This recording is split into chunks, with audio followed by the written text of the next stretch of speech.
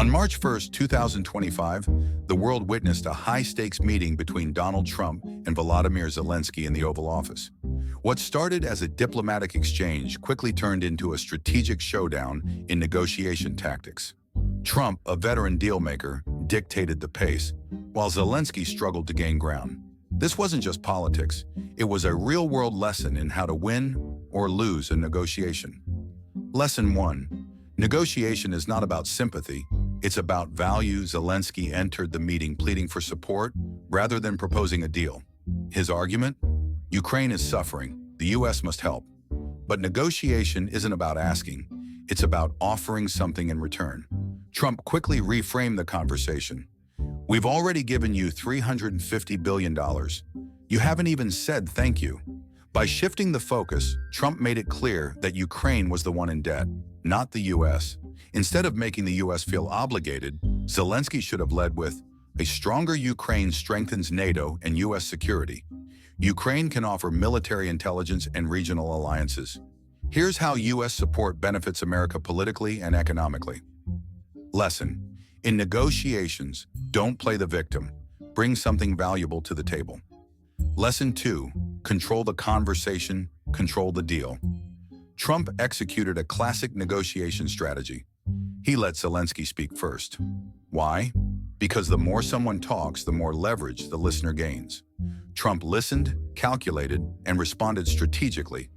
Meanwhile, Zelensky was reactive, constantly defending rather than leading. When you control the pace of the discussion, you control the outcome. If you're constantly reacting, you're already at a disadvantage. Lesson: always set the tone in negotiations. Don't let the other side dictate the terms. Lesson 3.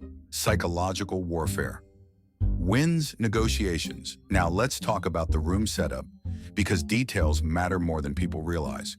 Trump had a key ally beside him, reinforcing every statement. Zelensky sat alone, visually emphasizing his isolation. A reflective surface was positioned directly in Zelensky's line of sight, a well-known psychological trick that makes people more self-conscious and distracted. Coincidence? Absolutely not. These were strategic power plays designed to rattle Zelensky's confidence.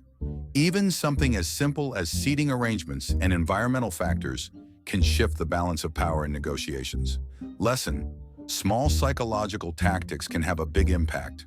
Pay attention to every detail. Lesson 4. The ultimate power move, walking away. First, the most decisive moment in the meeting? Trump ended it early. Why? Because controlling the exit is just as powerful as controlling the conversation. When you walk away first, you disorient the opponent, leaving them scrambling. Reinforce dominance, sending the message that they need you more than you need them. Control the media narrative, ensuring that your version of events is the one that sticks. Zelensky was left stunned, while Trump walked out in control. Lesson: if a deal isn't in your favor, be the first to leave. Walking away first gives you the upper hand. Final takeaways: how to win at negotiation. This wasn't just a political event. It was a masterclass in negotiation strategy. Here's what we can learn. Negotiation isn't about asking, it's about exchanging value. Control the conversation. Don't let the other side dictate the pace. Use psychological strategies. Small tactics can shift power. Know when to walk away. Leaving first gives you the upper hand. Trump entered as a negotiator. Zelensky entered as a desperate leader. And in the world of high-stakes negotiations, that made all the difference.